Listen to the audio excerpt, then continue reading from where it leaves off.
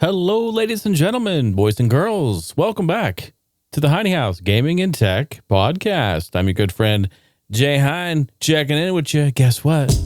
Intro. Yeah. Welcome to the Heiny House Gaming and Tech Podcast, a talk show centered around retro and modern gaming and technology. Yes. The Heiny House Gaming and Tech Podcast is available on Spotify, Apple, or wherever else you listen to podcasts. To watch the video feed from this episode or join the community Discord, get in there. Visit HeinyHouse.com. Yeah, don't mess around. Get your ass in there. Get your ass in Discord. Get on my website. Oh, yeah. HeinyHouse.com. What up, y'all? Welcome back to the podcast. Good to see y'all. Thanks for being here. This episode number 77, recording February 13th, 2021. It is exactly 10 o'clock a.m. on the dot. Boom. We're rocking it. I was up at 6 this morning, 6 a.m. A lot on my mind, unable to sleep, being very creative, having a lot of projects in store that I'm working on. I'll talk about those in just a moment with my quick update before we get into the show. But so I've been up for a while, feeling good. I got my coffee with my fresh Heiny House mug. Look at this thing. Hey, check them out. They're on sale in the merch store. So go on into HeinyHouse.com if you want a nice mug. This thing is good, makes a great gift, sits good on the table. And also, let's just have a sip together. Cheers, everyone. Mm-hmm. Oh, yeah. That's French toast coffee, baby. French toast. It's feeling good. No syrup needed. And if you're watching the video feed, which I really encourage you to do so, I know a lot of people, majority of people listen to it on the audio podcast, but I also do a video feed, just so you know, if there's some new listeners who may not know. YouTube. It's on my youtube.com/the Heiny House. Go check it out, because you are now seeing something I reported about in November. I talked about it in November. I placed an order. I spent a lot of money on this. I spent $80 on this thing. I could not be more happy that I did that still. Because look at this. Folks, this is a Windows XP Christmas ugly sweater. I'm showing you right now. Come on. Look at the back. I know what you're thinking. Okay, that's pretty dope, Jay. That's pretty dope. I know. I love it. I think it's fantastic. So I'm going to wear it the whole episode. How about that? They do that. I think Microsoft does that every holiday, and it's on their website. I think they did Microsoft Paint last year, and before that was Windows 98, I believe. And then this year was this last year? I don't remember. It was Windows XP, but very, very cool. Love it. Makes you want to just go, dun, dun, dun, dun. I don't have a soundboard for that. But I do have the... What? Wait, no, where is it? Bruh. No, where the fuck is it? What's wrong with you? Hold on. I've got it in here. Where's my error? I got an error code. Where is this? I don't know what the fuck I'm reading. No, that's not... Where the fuck is it? No, that's not it. Dude, I have fucking... Oof? No. I don't know where it is. Becky, let me smash. Let me smash, please. I don't remember where it is. I have an error message somewhere, but I can't figure out where it is. Is that it? No. So anyway, let me. What the fuck was I talking about? Oh yeah, the Christmas sweater. Yeah, they're great. So check them out every holiday around Microsoft's on their website around the holiday time. They'll be releasing these. They're pretty fantastic. Hey. Before we get into the episode, though, of course, a big round of applause and shout out to the amazing, awesome supporters here on Patreon. Thank you. Patreon.com/Jason Heine. That's where you go. We're welcoming Timmy G in the place to be. Thank you, Tim. Another round of applause to you, sir. Getting on that main floor. Yeah, buddy. G.I. Joe. Yeah. And Timmy also, he purchased the physical CD bundle on my website in the merch store, HeinyHouse.com. Yes, you did. It is it's a hell of a deal. In fact, it's $50. It gets you all of my physical CDs, including the 2014 mixtape on the exclusive USB drive that I have a few. Actually, that's limited. The Horizon Shift physical is limited. There's some limited stuff in there. So thank you. So you should be actually getting this either today or on Monday. So thank you, Tim. I appreciate you. Thank you for supporting. Thanks to all of the supporters here. Ground floor, main floor, Game Lofters. Y'all are amazing. Hey, Game Lofters, I got something that's coming your way real soon. We'll talk about that in just a second. So check your emails, check your Patreons. All right. Much love to y'all. Thank you. I appreciate you so much.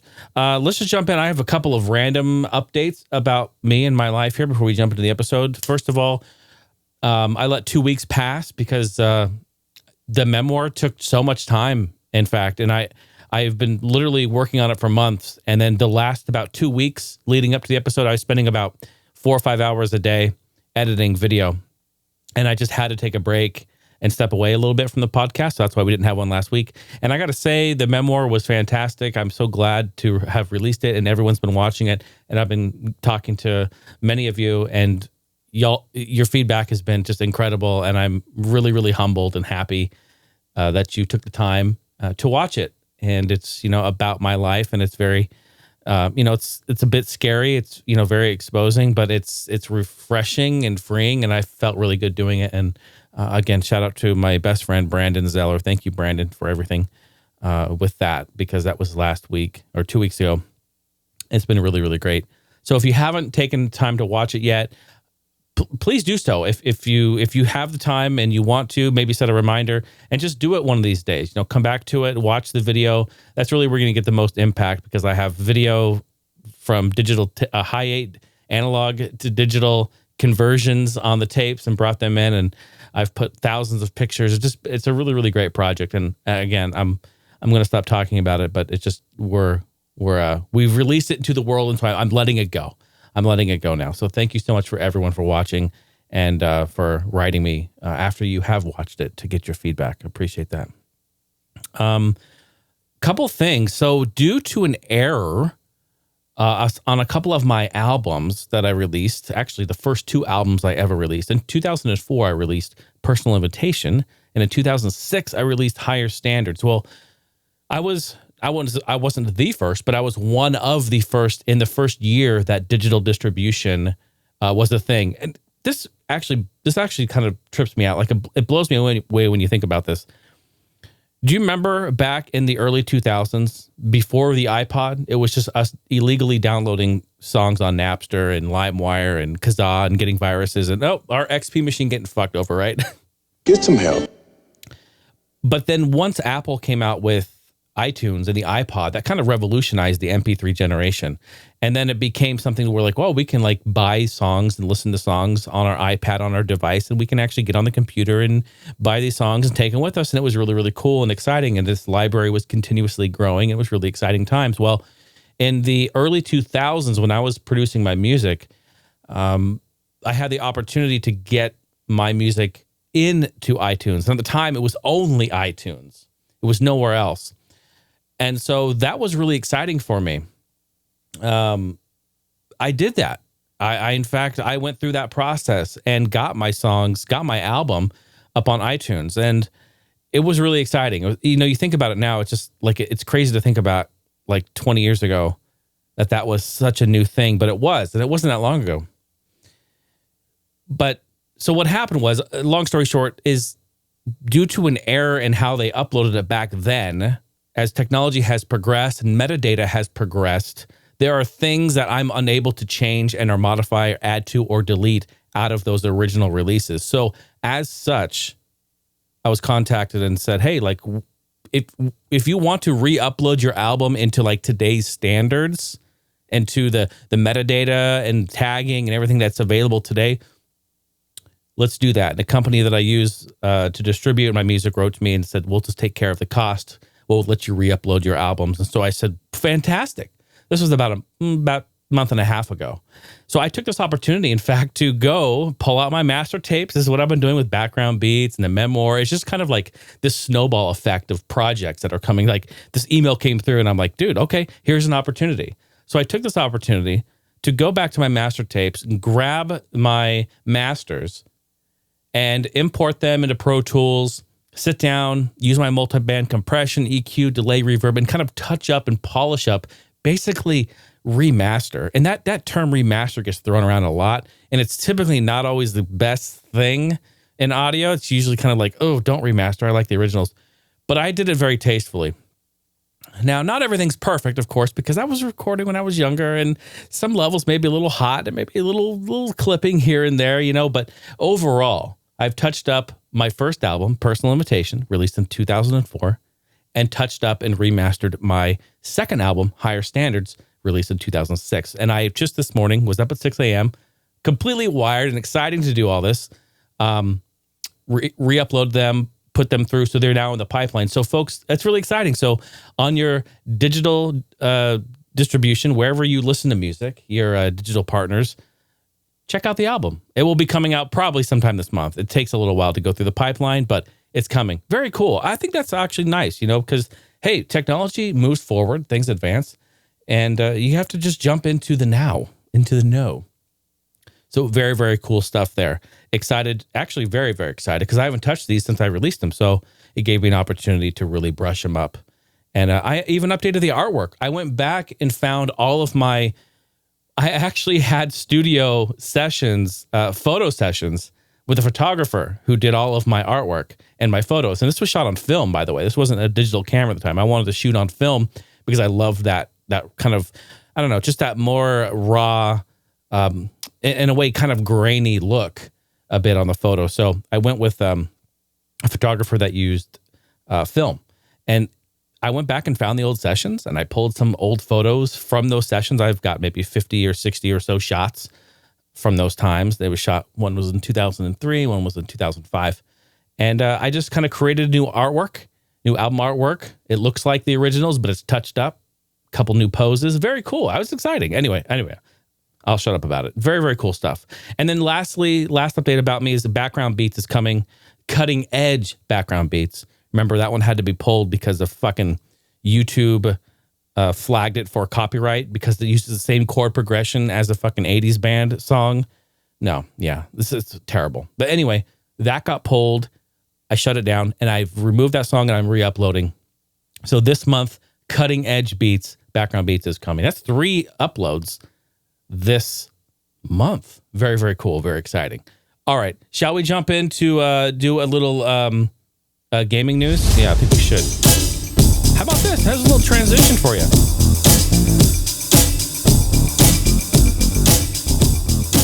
I made that transition, haven't even used it yet. Let's do it. All right. So gaming news, Goldeneye. This was huge news last week. Goldeneye's XBOX Remaster has leaked online. Unfortunately, I mean, I don't want to say unfortunately because this has been rumored. It's like the Holy Grail. It's been rumored for years. But in my gaming news, I have some other stuff too with CD Projekt Red and leaked stuff there. But that's bad. This is actually, I think this is pretty good. It's fully playable within the Xbox 360 emulator on PC. In 2008, if you don't know about this, let me tell you about this. In 2008, this project was originally planned to release digital only on the Xbox 360's Xbox Live Arcade platform. Remember that? That's on 360. It was a great online store. It allowed indies, AAAs, allowed pretty much anyone to release their game and get up in there. And it was a really, really nice platform. I'm very partial to Xbox Live Arcade because Xbox Live Arcade in 2011 was the very first platform that I was a part of releasing audio and soundtrack for Conquest, if you remember. Shout out to Jason Keiderling. Made with Balloons. Remember him? Great guy. Very nice guy. Very professional. Always been really good to me. So this game was going to be on that platform, but it got canceled. So people have always been rumored that like they were working on it. It was almost done, if not pretty much done, but then it got shelved for many, many reasons. This remaster gives players the option to switch between HD and the original OG N64 visuals. And currently that does work in this version that they've found. However, the online multiplayer, of course, that does not work. Why it wouldn't? Why would it, right? So Microsoft rights holders, Activision, and original publisher Nintendo were said to have initially agreed on a licensing deal for this game in 2008 and for this remaster. But ultimately that collapsed due to the sheer number of parties involved in approving the re-release. So this is the fate of this game lies on the developers, the publishers, and the rights holders. And then there's also the James Bond license holders. And this is kind of a big clusterfuck of things. So it's very difficult. And that's exactly why it got shelved. GoldenEye's composer, Grant Kirkhope, who was at Rare during the remaster's development but wasn't directly involved with this, did make a statement. He said, quote, "The main reason it didn't happen was because there were too many stakeholders," he said. "Microsoft, Nintendo, and Eon, owners of the Bond license, could never agree on terms." And that's before we even started to consider getting all of the original movie actors to agree and have their likeness used again. It would have cost money, so much money, to get this done. And because of that issue, it probably wouldn't have been financially viable. Yeah, makes sense. Too many parties, too many cooks in the kitchen, and everyone wants a bunch of money, but it would have been way too expensive to do it. What a shame. But it did get leaked online. I actually have a screenshot. I can show it to you here. Here's a screenshot of it. Pretty awesome looking, right? Yeah, and I've watched some footage online of people playing it. It's brilliant. It's really, really brilliant. It made me honestly want to try to figure out how to get an Xbox 360 emulator going. My goodness. I would love to play this. It's really cool to switch back and forth, too. You know, with the graphics and things. So, very, very cool stuff right there. Go check it out online. Definitely want to watch footage of that. Nintendo has raised their Switch sales forecast after a monster holiday quarter. I mean, you can imagine. I mean, that's common sense, right? I mean, you can imagine. The Switch was dominating this year. All in part, of course, from, well, a couple things. The pandemic, one. People were inside. But two, Animal Crossing. Oh my gosh, huge. Probably the biggest game this year or last year. Nintendo has posted earnings for a huge holiday quarter in which the Switch sold more consoles than ever. 11.57 million consoles were moved in total, bringing the Switch close to 80 million sold since its 2017 launch. Nintendo has increased its forecast for the fiscal year ending March 31st to 26.5 million Switch units, also boosting its net profit estimate 33% to 400 billion yen. That's about 3.82 billion with a B in US dollars. The Switch has now outsold the 3DS in terms of lifetime sales, and the older handheld reaching a total of 75.94 million units before production was ended. Only 730,000 3DS games were shipped during the last quarter, underlining that the platform really is, unfortunately, dead at this point. I don't want to say we saw it coming, but do you remember about 2 years ago?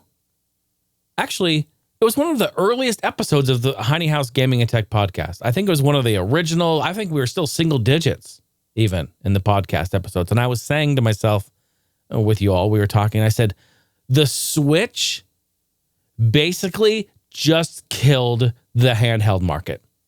Do you remember this? What episode was that? Oh, I wish I could go back and pull a clip.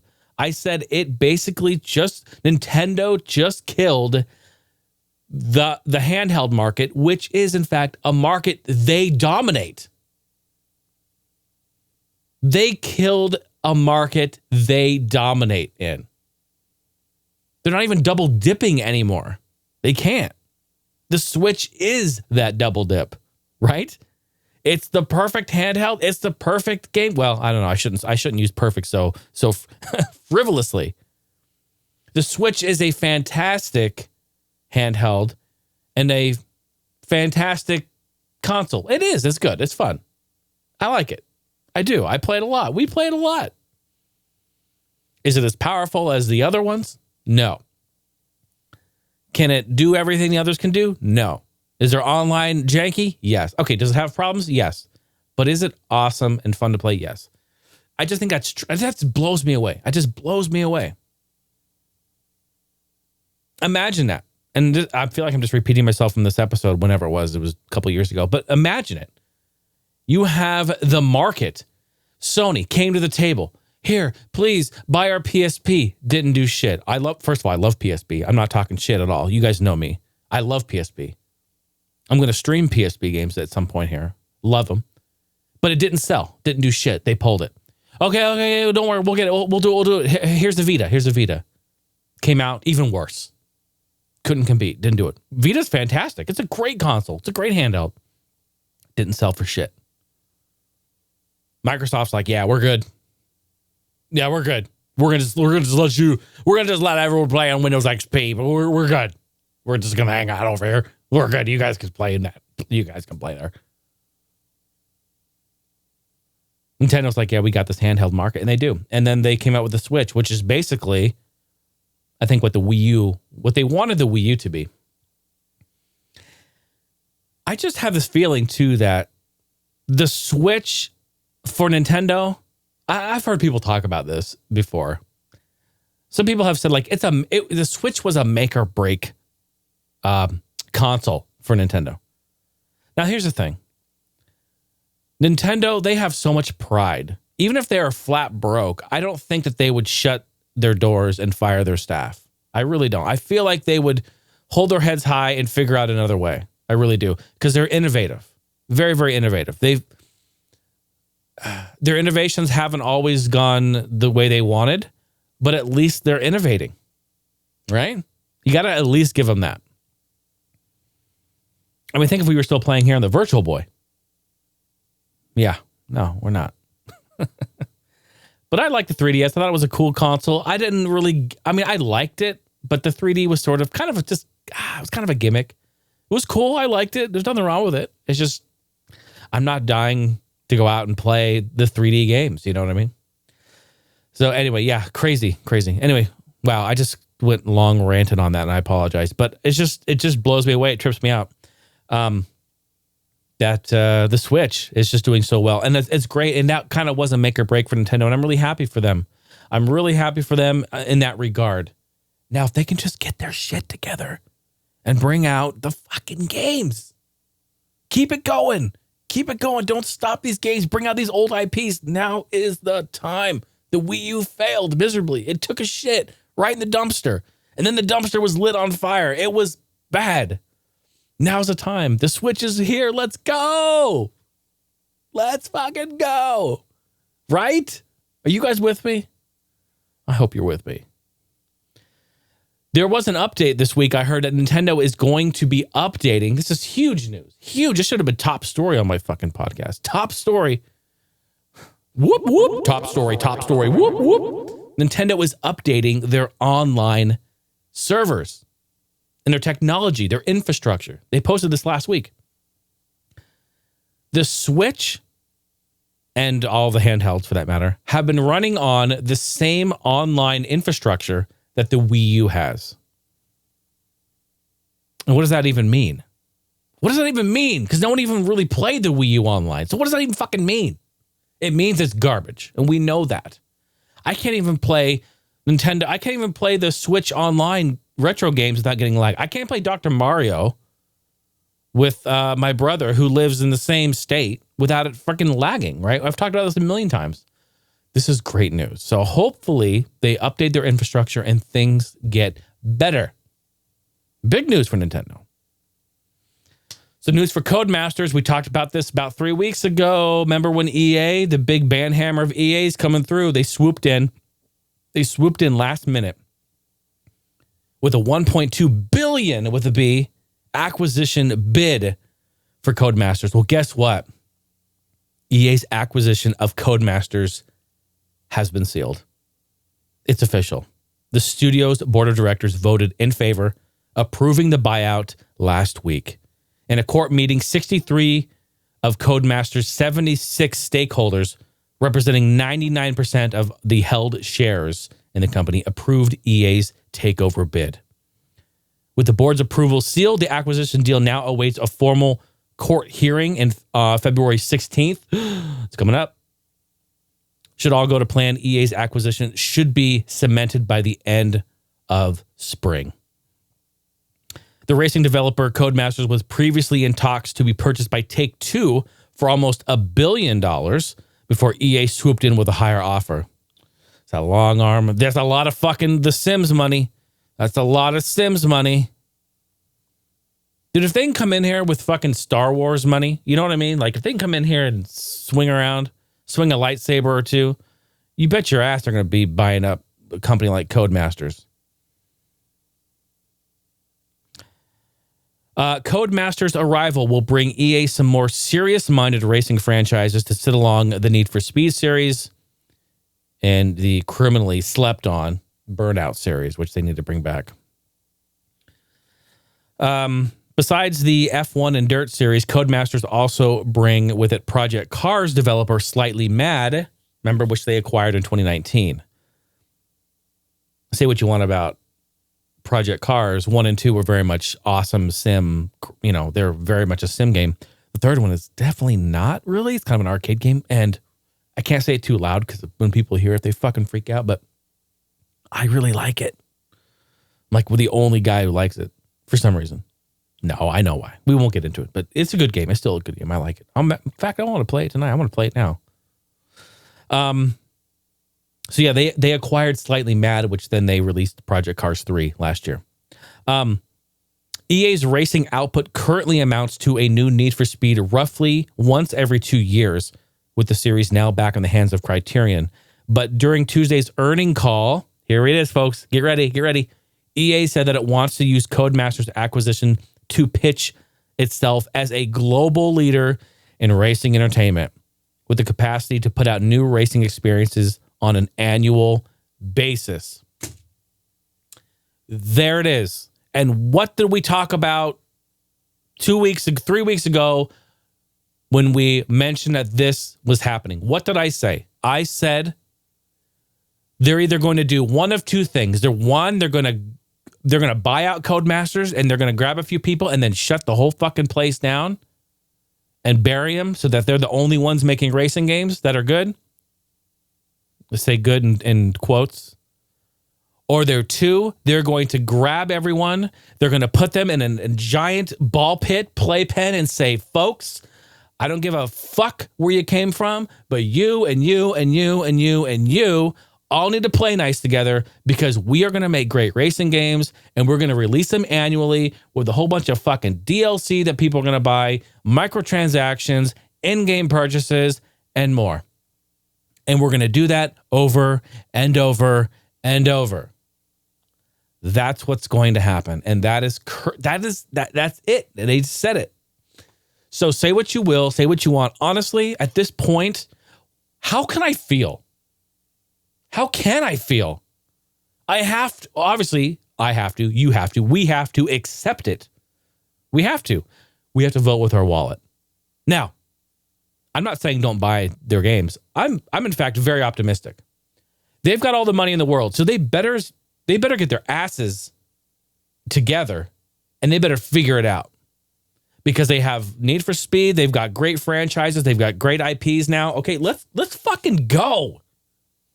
Let's get this shit together, right? Come on. Quit messing with us. Bring out some good games. Let's go. I'm fucking ready. I'm ready. It has been dry. It has been a drought. It's drier than dry bones. Let's go. Let's get these games going. I'm fucking pumped for it. It's me trying to accept. I'm trying to accept it internally. I'm trying to accept this. I know it's going to be just a shit show of DLC and in-game fucking microtransactions. It's going to be another Battlefield. They're going to fuck it up. But, what can I do? Pause for the cause. Oh my God, what can I do?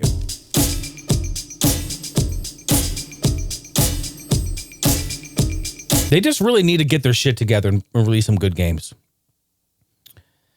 The Steam Game Festival was live last week. Did you guys get in there? I mean, if you're listening to this now, you already missed it. But I wanted to at least let you know because this one was a little different. They had over 500 free demos for people to play. What? It was massive. I've never seen that many demos before in any event that they've done. So this is pretty good. February 2021 edition of the Steam Game Festival was underway last week, nearly 1 week long.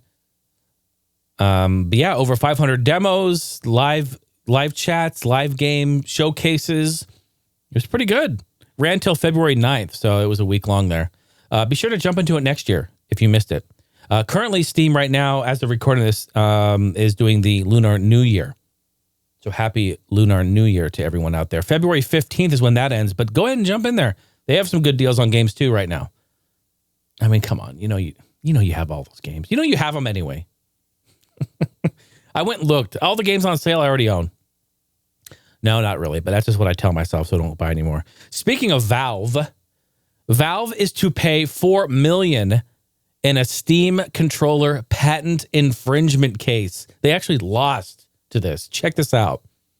Valve has been ordered to pay $4 million in damages after a week-long jury trial found it had infringed a patent related to the Steam controller on the back of the controllers.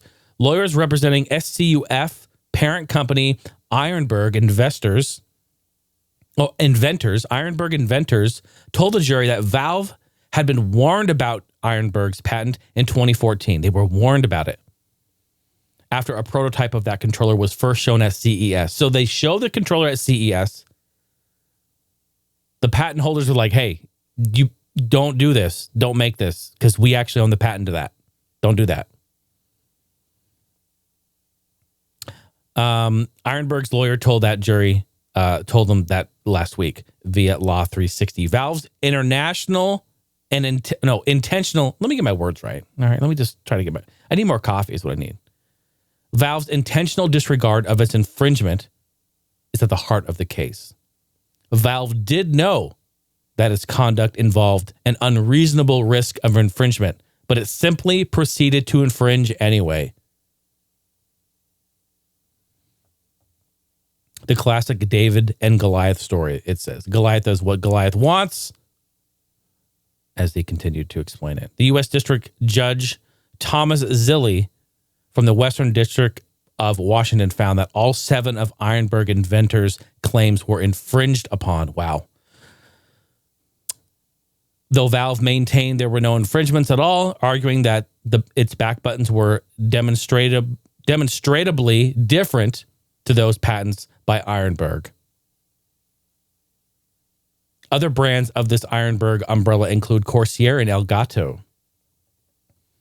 Microsoft's Xbox Elite controller uses the same back buttons, which it licensed from Ironburg Inventors.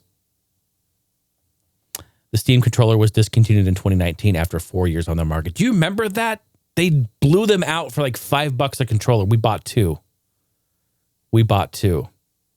And they're actually really cool. They work pretty nice. I don't know. I'm not really a huge fan of the little touch pad or whatever on the front. Like it's weird, but it's a nice touch. No pun intended.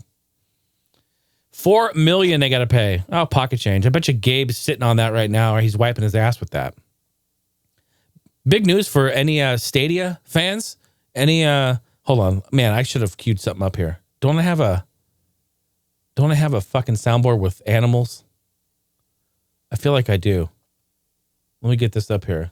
Oh, here's my old All Gen Gamers ones. You can come over to my house and f*** my sister. That's a wonderful idea.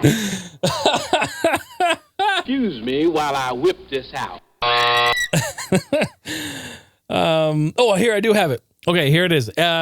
Big news for Stadia lovers. We got some Stadia fans out there? That's what I thought. Well, it's unfortunate, but Google announced earlier last week that it is closing its internal Stadia game development studios and shifting its focus to the further development of Stadia streaming platform and technology. Yep. That only took them a year. That's just the thing. Google, speaking of David and Goliath, Google's going to do what the fuck Google wants to do. And if, what's that website? Killedbygoogle.com or something? There's a website where it shows all the stuff that Google has come out with and then killed and shelved and put by the wayside. And that's just the thing. You have to understand that they have engineers that are working there that have to come up with stuff. They have to create things. And this is maybe not specifically related to Stadia, but they have to come up with apps or concepts or things to keep their job. So they're just making random shit. And, you kind of have to feel bad for that because not everything is going to be good. And if your job's on the line, God, what a stressful environment. I can only imagine. But so the internal Google development studio is shifting gears. Given our focus on building on the proven technology of Stadia, as well as deepening our business partnerships, we've decided that we will not be investing further and bring exclusive content from our internal development team, SG&E. Beyond any near-term planned game, Stadia boss Phil Harrison said in a blog post, over the coming months, most of the SG&E team will be moving on to new roles. We're committed to working with this talented team to find new roles and support them. That's fucked. That actually means they're being fired.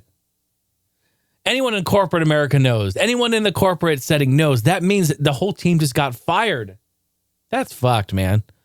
Yes, they're going to help some people find internal roles, but that means basically, dude, that's fucked. The focus going forward will be on helping external developers and publishers take advantage of the technology, which Harrison said is the best path to building Stadia into a long-term, sustainable business that helps grow the industry. Oh, fuck. For fuck's sake. I don't know what the fuck I'm reading. I got nothing for that. I feel bad for Oh, here it is. There it is. It's right up there in orange. It's an orange one. It's the only orange one on my soundboard. How did I miss it? I feel bad for every single person that's getting fucking let go at Google for this. It's not even their fault. It's rough. Do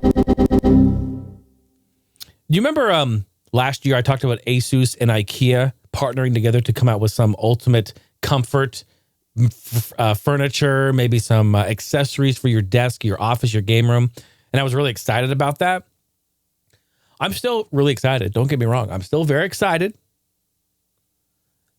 And we do have a first look prototype type device of one thing that's going to come out. IKEA announced that they are teaming up with Asus ROG to hone a lineup of gaming furniture, a growing trend among furniture retailers as they hope to cash in on the gaming market. Yeah. Everyone wants a piece now. Hey, newsflash, assholes. We've always been here. Don't just try to jump in now because you think it's profitable, you fucks. Where was I? It's named... Are you ready for this? Are you sitting down? Mug holder. Mug holder. Jesus Christ. And engineers and developers are getting fired at Google right now as we speak who are making software, it hooks onto the side of your desk, 4.2 centimeters thick, and allows easy access for your hot drinks without fear of killing your $150 gaming keyboard. It'll set you back a modest 49 yen currently, which is roughly $7.50 in a straight currency exchange. Actual sales price is likely to vary some once it hits the stores in the U.S. I have a screenshot of this. Are you guys ready for this fucking thing? Please, you need to see this. What? I don't know what the fuck I'm reading. Oh, fuck. I mean, you can get on AliExpress and get that for like 3 cents. No, God, please, no. Goddamn son of a bitch. I got nothing.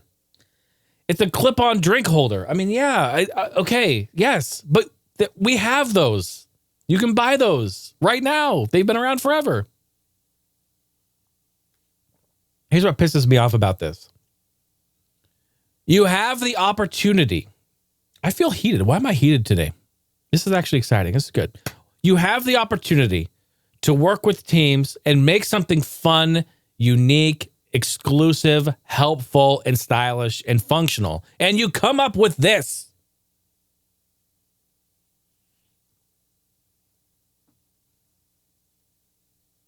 I don't know. Okay. Yeah. See, I can't think of anything. I got nothing. I got what the fuck am I reading? I don't know what the fuck I'm reading. I just think that in the future, they better come up with something better than that. Don't get me wrong. Like, I would use it. Yeah. Okay, cool. Right. Get your mug off the table, whatever, put it over there. The little thing sits in there. It's good for your handle. It sits in there. It keeps it secure. I get that. It's fucking $7. Jesus. I spend more of that at Wendy's. I mean, like, it's okay. Like, okay, great. But okay, folks, let's fucking get it together and create something great. Something really functional that Gonna get us hyped. Don't just try to cash in as, the little gamers are gonna like a little cup holder. They're gonna just sit there. They're gonna put the little cup in the cup holder and they're gonna clip it on their table. And they're gonna sit there and be like, my cup sits in the cup holder. Don't fuck with us. Give us something great. I can't even deal with this shit. Huge news. This next topic here is huge news. Probably the biggest article, not just of the week, but this will go down in history for the year for sure, but in history altogether. Cyberpunk 2077, their studio, CD Projekt Red, was hacked. Their internal servers were hacked. Most of you already know this. This happened 3 days ago. Huge news. Everyone knows about it. But if you're not in the know, check this out. Tuesday, CD Projekt Red disclosed it had been a victim of a ransomware attack in which hackers had collected, quote, certain data from the company. It posted a ransom note in a text file inside this email from the hackers, in which they claimed to have access to source code from the studio's most popular games, as well as internal legal, HR, and financial documents. CD Projekt Red said it would not give in to the demands or negotiate with the hackers, even if that meant the stolen data would begin circulating online. Bravo to them. Bravo! Give it up for them. They can't catch a fucking break, I'm telling you. The hate for them right now has been unreal, because the game is broken, it was buggy, they weren't always honest. They just been getting hit left and right. And I'm telling you, man, I watched a couple of posts on IGN go crazy. People were super brutal.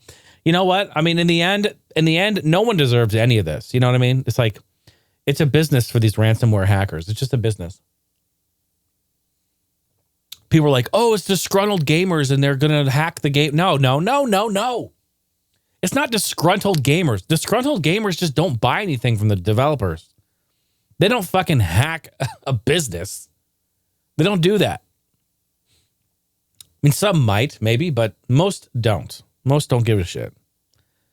It's a business. Hackers have reportedly sold, this is news actually as of like yesterday, hackers have reportedly sold the game source code and other information stolen from Cyberpunk 2077 and The Witcher 3. CD Projekt Red cybersecurity firm Keela released screenshots of a post on the hacking forum exploit allegedly posted by the hackers, saying that they've received an offer from the data or for the data from outside of the forum. They added that they ended the auction at the request of the buyer. Cybersecurity Twitter account VX Underground subsequently confirmed that the auction had closed. So here's what happened. CD Projekt Red was hacked, ransomware, they stole the data, they gave them a ransom note, said to pay them, or in 48 hours, they're going to release it. CD Projekt Red did not negotiate, said, no, sorry, we're not giving you $1. They said, fine. They put it up on the dark web. It went to an auction on the dark web. And according to sources here that I'm talking about, they confirmed that it has sold. The listing was taken down and was sold. Evidently, allegedly. It's not known right now who purchased the data or how much it was sold for. However, the auction was thought to have included source code from Thornbreaker, the Witcher Tales spinoff, The Witcher 3, a ray-traced version of Witcher 3, Cyberpunk 2077, and copies of the company's internal revenue documents. That's according to screenshots posted by VX Underground on Twitter. The auction followed a leak of the source game code, CD Projekt Red's virtual card game Gwent, which was verified by Vice. Keela previously reported that the starting price for the auction was at $1 million, with a buy it now price of $7 million. These terms were subsequently verified by VX Underground as well. Although the hackers have not been officially named, one security researcher told Wired, where this article I read came from, is believed to involve a hacker by the name of Hello Kitty ransomware, which had also been used to hack a Brazilian power company called CEMIG earlier last year. A spokesperson from CD Projekt Red did not immediately return any comments to Wired or also to The Verge, which I grabbed some information from as well. No comments. They said it's actively investigating. Yeah, of course. Yeah, that's rough. That's rough. That is rough. Actually, I have a screenshot of the ransom note. Let's see if I scroll in, you guys might be able to see it. Here, I'll switch over to my iPad. Unfortunately, it's a wide text document, so it's not going to look really good. But it says, I mean, like, look at this shit. You have been epically pwned. We have dumped full copies of the source codes from your performance server for Cyberpunk, Witcher, Gwent, and the unreleased version of Witcher 3. It says here, we have also dumped all of your documents relating to accounting, administration, legal, HR, investor relations, and more. Also, we have encrypted all of your servers, but we understand that you can most likely recover from backups. If we will not come to an agreement, then your source codes, where the fuck did I go? Then your source codes will be sold or leaked online, and your documents will be sent to our contacts in game journalism. Your public image will go down the shitter even more, and people will see how shitty your company functions. Investors will lose trust in your company, and the stock will dive even lower. You have 48 hours to contact us. You can pretty much gather with how the grammar's spelled here, what we're dealing with here. They're not from around these parts. It's sad. It's sad, but that's just the reality of it. That's just the reality of it. So anyway, they did not meet their demands, and so it went to the dark web. We'll see how this plays out. We will see how it plays out. I really hope for the best, because yeah, that's pretty shitty. Can I get my transition again? Yeah, this sounds kind of fun. I like this. We're gonna go into some tech news. Tech. Oh yeah, tech news. I have a couple articles here. Spotify subscribers surged past 150 million. Spotify now boasts 155 million premium subs and 345 million monthly active users. It's a lot. So about half are subscribed. The other half are active users here. According to its latest earnings report released earlier this last week, those numbers represent a 24% and 27% year-over-year increase. Its biggest increase was in ad-supported monthly active users, which rose 30% to 199 million. Last quarter, it reported having reached 144 million subscribers and 320 million monthly active users. So it is going up on Spotify, which kind of begs the question, where do you listen to music? I kind of would like to know where you listen to music. Do you use digital services? Do you use Apple, Spotify, Amazon Music, Tidal, Deezer, Napster? They're all out there still. What do you use? I would like to know, to be honest. I would like to know where you listen to music and the reason why you use that platform. Can you please tell me that? I'm serious. Like, you can either just like write me in Discord in the podcast chat section. You can send me a voicemail, which would be even better to have a conversation about it. Record yourself, send it over to hineyhouselive@gmail.com on your smartphone or device, send it over, or just call me. Call me and leave a voicemail. 503-908-5490 is the phone number.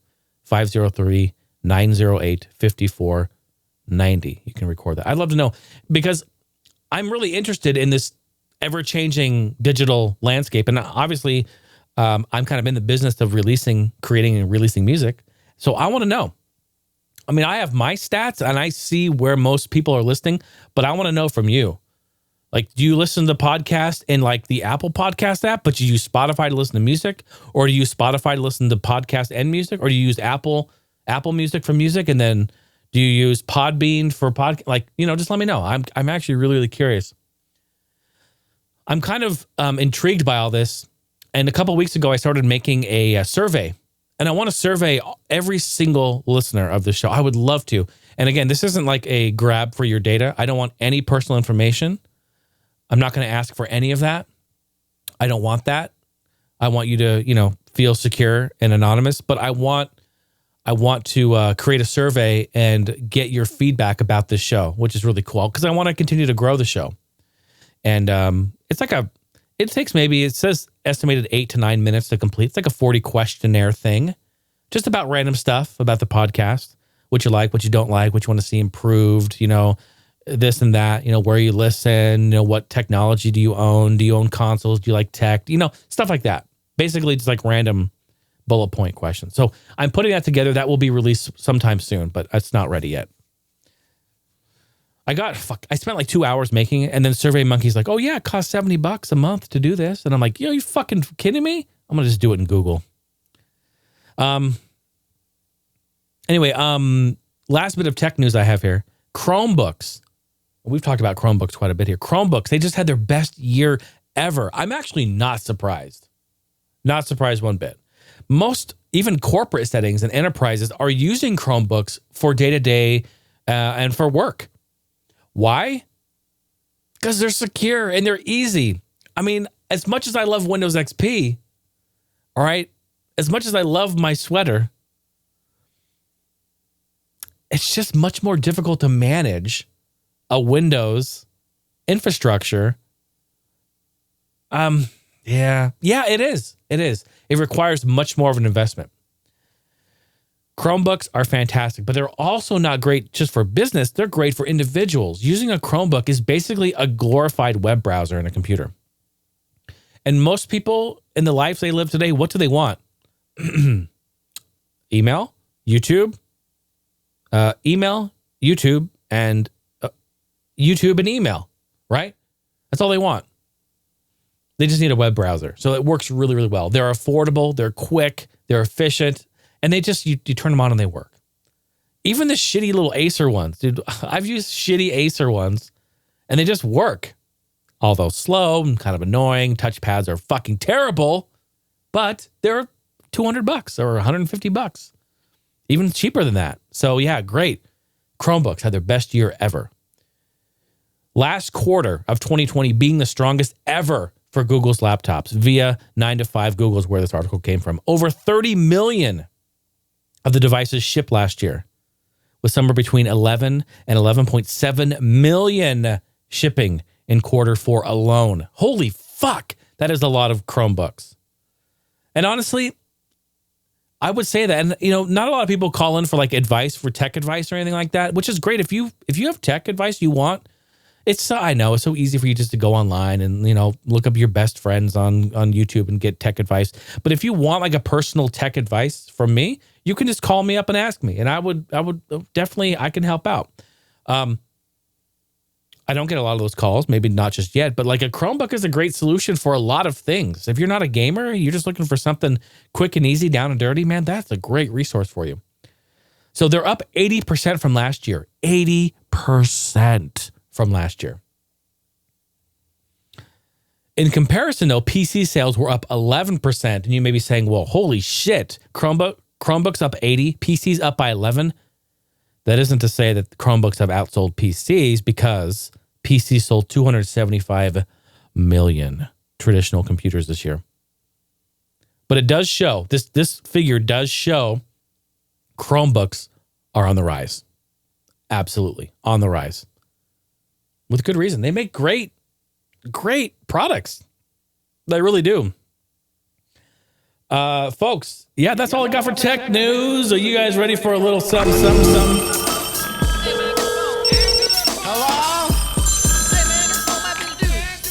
Hello? You've got voicemail. 503-908-5490 is the phone number. You know what? Put that in your phone. Just put it in your phone. Call it sometime when you feel like chatting. 503-908-5490. That's how you do it. And we're going to hop right on over into the voicemails. I think we have a couple. I'm going to just bet.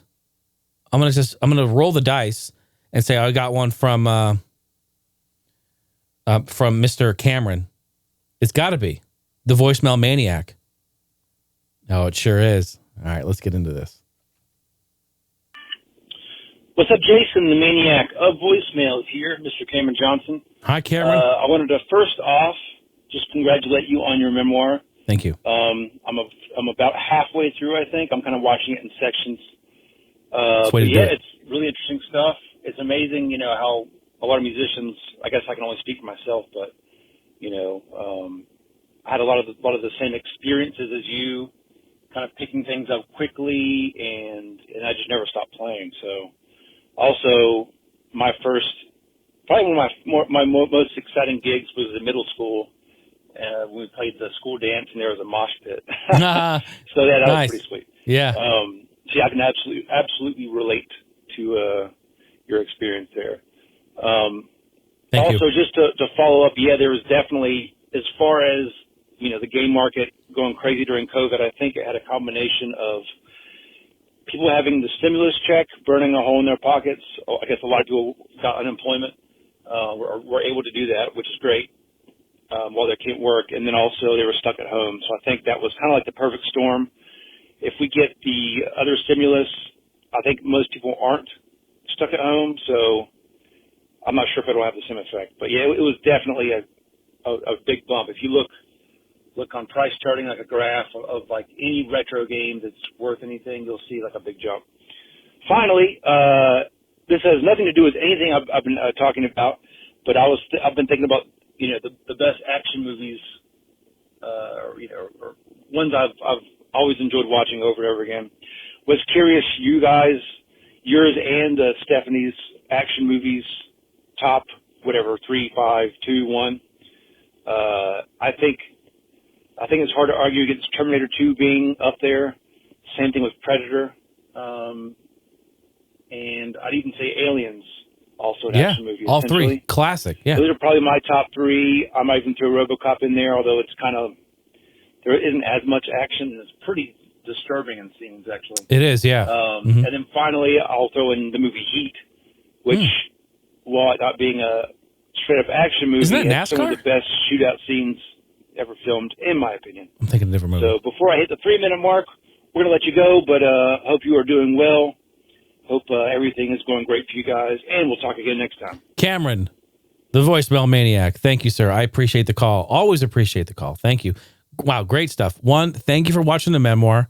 Thank you for taking it in sections. That's the way you got to do it, man. That's just the way you do it. Makes it easier. I appreciate that. 2, after we talked about that, I went and looked it up, and yeah, I mean, for sure, man. The price charting does show that after stimulus money came through, the prices has gone up on retro gaming for sure. And it's crazy, man. It's crazy. Like we've talked about before, like I've never sold anything, but oh my gosh.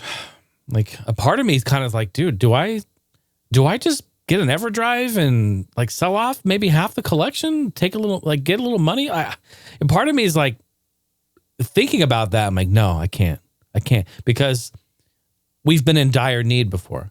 Steph and I have both been in dire need where we were forced to sell some stuff, and we don't have to sell anything right now. So no, I'm not going to. But that's pretty insane to look at and think about. Yeah, and I even hear that there's supposed to be another stimulus check coming or whatever, and I bet you it's going to do the same thing. So yeah, nuts. I didn't even think about that. And 2 or 3 action movies. Oh man. Yeah. I mean, you named all great classic ones. Yeah. Aliens. I mean, Predator. Hell yeah. Fuck yeah. Rambo. Fuck. I love me some Rambo. These are just OG great movies. In RoboCop.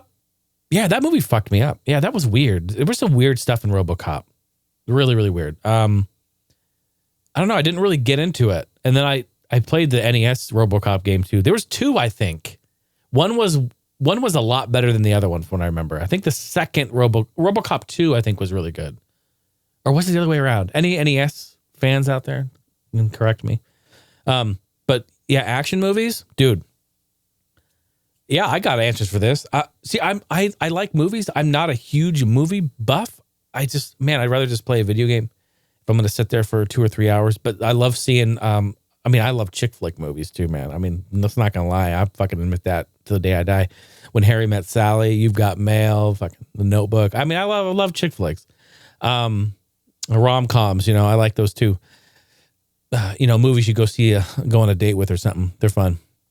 I just get so attached. I get so emotional. I get invested. And then I fucking cry like a baby. I always cry in movies, even in action movies, dude. I cry in like Disney movies and shit too, like Toy Story and Monsters Inc. and all these movies. I cry, I get attached. Anyway, we're talking about action movies. Action movies, fucking dude. First of all, Bad Boys. Bad Boys is fantastic, and you're gonna notice a trend here.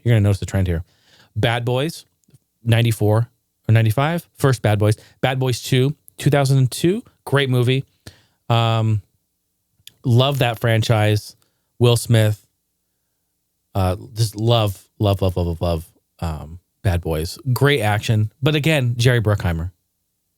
All right. How about The Rock? The Rock is one of my all-time favorite action movies. I love it. Nick Cage. Sean Connery. Rest in peace. Great movie. Oh, yeah. And I can't forget my all-time favorite. This is probably my all-time favorite. The original Speed. The first one. After that, it went down the shitter. But the first, oh my gosh. So great. Love Speed. So yeah, kind of more like 90s, early 2000 flicks. But yeah, great movies. Love those. I just love Jerry Bruckheimer. I love his over-the-top shit, man. I love it. It's great. That is an action movie. You want an action movie? Watch a Jerry Bruckheimer film. Everything is going to fucking explode. Everything. Even if it can't explode, it will be exploded. It will go. It will just. Oh, what? Here's some sand. Here's some things in the sand. Boom! It exploded. The sand exploded. How did it happen? I don't know. There was a fucking landmine in there. You know what I mean? Like it's great. He's got great movies. Great car chases. Great gunfights. Great battles. Great story. Love it. Very, very good. So Cameron, hey, appreciate the voicemail. Thanks for calling. Action movies. Yeah, I really like that. Action movies. We don't talk a lot about action movies. Pretty good stuff there. Let's move on to another voicemail here before we wrap it up. Hey, Jason, it's Ryan. Mr. Ryan, hello. I've been getting into game soundtracks, OSTs a lot recently. Oh, yeah. Especially from the PC era that I would call the multimedia era from the mid-90s. Oh, so, yeah, FMV stuff. Myst, MechWarrior 2, Panzer Dragoon. Mm-hmm. These soundtracks are just incredible, and they really seem to elevate a game that's already excellent like those games. I know I'd love to hear some more talk about OSTs in general on Heiny House as kind of a regular feature. Maybe a bit about how the technology for producing them has evolved, or some specific composers that you admired both in the retro era and later on. Just kind of curious about what the trends in the industry are and some of the themes, and if you have any recommendations for OSTs I should check out based on those few games I mentioned, that would be great. I just kind of feel like I'm dipping my toes in here, but yeah, and also in a way I feel like my enjoyment of your work has really been a gateway into appreciating game music a lot more than I have in the past. So thank you for that, and thanks for taking my call. Of course, Ryan, thank you so much. I hope you're staying warm up there in the Northwest. As I'm recording this, as I'm sitting here, you guys have a ton of snow. They're getting hit with a massive snowstorm right now, which is kind of uncommon, that low elevation in the Northwest there. So very cool. And then always an exciting time for that to happen. I always enjoyed it. I always enjoyed the snowstorm. So stay warm up there in the Northwest. Ryan, thank you. And appreciate the voicemail. Thanks for your support too. Yeah, OSTs. Again, I could do a whole episode on just talking about OSTs and stuff. And maybe I should have that be a rotating feature throughout. That's a great idea. Thanks for the feedback on that.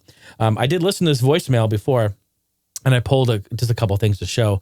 But yeah, the multimedia era, the early and mid 90s on PC gaming. What a magical time, Ryan. You're exactly right. What a magical time, because not that soundtracks today need to prove something, not that they don't need to, but I feel that back in the 90s, even like the 80s, late 80s and throughout the 90s, games were evolving, technology was evolving so much and at a rapid pace that it's almost like the limitation of the hardware and software and the techniques and procedures to make a soundtrack, that really forced people to come up with creative and innovative ways to make the music. Now it was still limited, right? We're using MIDI tracks, or we're using, MIDI is an on-off command, but using, Roland sound cards, or we're using a Sound Blaster, ad-lib cards, and we're trying to create soundscapes in a very much plastic sounding kind of world, if that makes sense. So we're having to get creative, and that was shifting, because then all of a sudden we're going from discs, and D-I-S-K disc, to a D-I-S-C disc, CD-ROM, where then now we move into the, oh shit, we're 44.1, 16-bit. This is CD. Like, we can actually do real music. We can record real instruments on this instead of doing, canned tracker stuff. Without getting too crazy involved with it, but like going back to the NES and Genesis and Master System and Super Nintendo and stuff like that, where they use trackers, a program where you actually had to plot in through a command, a code. Basically, it's like putting coordinates in your Google Maps. Imagine having to go say, I want to go to McDonald's or whatever, and you have to actually put in the longitude, latitude into your maps to get there. That's pretty much how trackers worked back in the day for composing soundtracks for these cartridge-based systems. I know a lot of people already know this, but I'm just talking out of my ass because you asked, and it's fun to chat about it. And we can see how far the technology has come. But yeah, so trackers, you actually plot in like the note. Like, I want to do an A sharp on line 1, on beat 1. I'm going to place it here. The effect will be reverb. I'll put a code in for reverb, how long the note is, the duration. You put anything else additional with it, and then enter, and then go to the next line. And you literally compose line by line. If you ever hear, anyone talk about trackers, when they were composing music back in the day, they're going to tell you it was insane how it had to be done. And of course, you had to have a very, very small file size as well. So you had to get very creative and use, pink noise and different sound effects to create hi-hats and snares and pitch them differently. It's so fascinating. So fascinating. But then, yeah, moving into PC world, yeah, dude, the FMV era and even early DOS stuff when we were still on floppies. Yeah, man, that was a really, really cool time. And I think amazing music. I mean, like, dude, the original Command and Conquer has an incredible soundtrack. Love that. What else? Of course, I would say Duke Nukem 3D. Duke 3D, fantastic. Developed by Ken Silverman. Great game, great soundtrack, iconic stuff. Doom. Hello. One of the most iconic soundtracks in PC gaming, period. So great. A lot of amazing stuff. I could sit here and ramble and talk about all kinds of stuff, but I brought a few things out just to show, of course. Come on, F-Zero. You guys know. This soundtrack, so fantastic. Amazing. I wanted to show you something too here, Ryan. Show everyone here too. So I found this at Goodwill. This is one of my favorite shooters from the early 2000s, Unreal Tournament. All right, this is the original Unreal, unofficial strategy guide. All right, unofficial strategy guide, which is really cool, by Craig Wessel. All right, GT Interactive, GW Press. Let's see, who is it published by? I guess it was published by them. Yeah, gwpress.com is what it says in here. A division of Game Wizards Inc. Okay, so anyway, this is an Unreal strategy guide, right? Unofficially, but I found this at Goodwill and I was going to pick it up anyway. But what's interesting is it says on here, free Unreal soundtrack CD-ROM right here. So I was tripping. So I opened it up, right? Open it up and you flip it open. And what do I see right in the back? Bruh. Come on. Bruh. There it is. And what's crazy is this, I don't even want to open it because it's not even creased. This CD is still in this case, not even opened yet. It's in there. So now I used to play Unreal Tournament all the time. We used to land it up, do all kinds of shit. This is a great shooter. You already know about Unreal Tournament. But go and listen to the soundtrack. At the time I was listening, I was saying to myself, dude, I like the music in this game too. It's dark, but also it's kind of upbeat and kind of almost kind of EDM-ish on some of the levels. You'll hear it. It's super like not fitting, but fitting with the textures they've created and how dark they've made the songs. It's really, really good. So I'm going to recommend this to you, Ryan. Go on YouTube or go look it up somewhere. I think you can only listen to it on YouTube or here. Maybe I'll open this up and maybe I'll rip it in. I could do that, right? I mean, I'm not selling this or doing anything with it. It's not worth anything. Why would I do that? I keep it. But I can rip this open and rip it in, this 44.1 16-bit for you if you wanted. And you really got to listen to this. It's fantastic. Also, another one of my favorite soundtracks on PS1 is Ridge Racer Type 4. I think I've mentioned this before on here, but wow. Through and through, all the way through. What an incredible soundtrack. So 90s. It's so fitting, and it's amazing. Absolutely love it. I just put that thing on loop. I listened to that on YouTube as well. There's a playlist with it. I just put it on, let it go. It's so good. In fact, I was really inspired by some of the songs on that for Racing Apex, Hot Shot Racing. So, yeah, really, really cool. Last thing I'll mention before we say goodbye to everyone. I'm flipping through this, right? And I feel there's like a little spot here. You know, you can feel when there's a little weird thing in there, and I open it. Oh, look. Whoever owned this literally wrote up instructions on how to beat this section of the game. And he or she put this in here. Look at this. I mean, I got to put this down. It's literally 2 pages.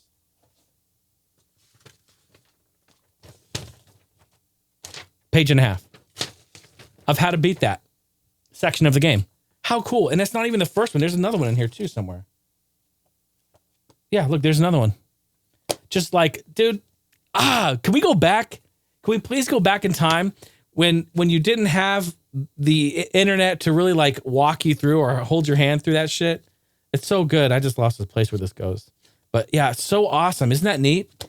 Love it. So Ryan, check out Unreal Tournament. Unreal Tournament 99 Game of the Year Edition is the one that I played. And I think that's the soundtrack you're going to want to look up. Super, super awesome. All right. Oh my gosh. This has been fun. Great gaming talk. Great tech talk. Thanks for the voicemails. I love you all so much. 503-908-5490 is the phone number. HeineHouse.com is the website.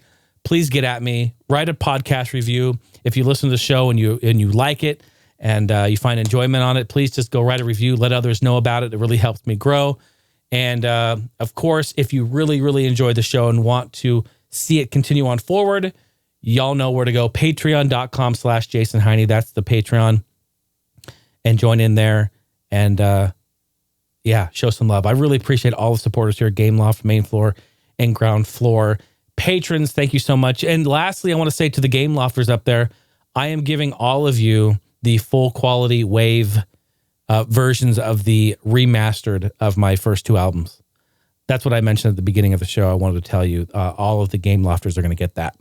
So if you are at all interested, anyone else, if you're interested in that, just let me know and we can work something out. All right. Thank you so much for your support. Appreciate you so much. HeineHouse.com. I hope you all have an amazing rest of your day and a great week. And we'll see you next week on the next show. Bye now.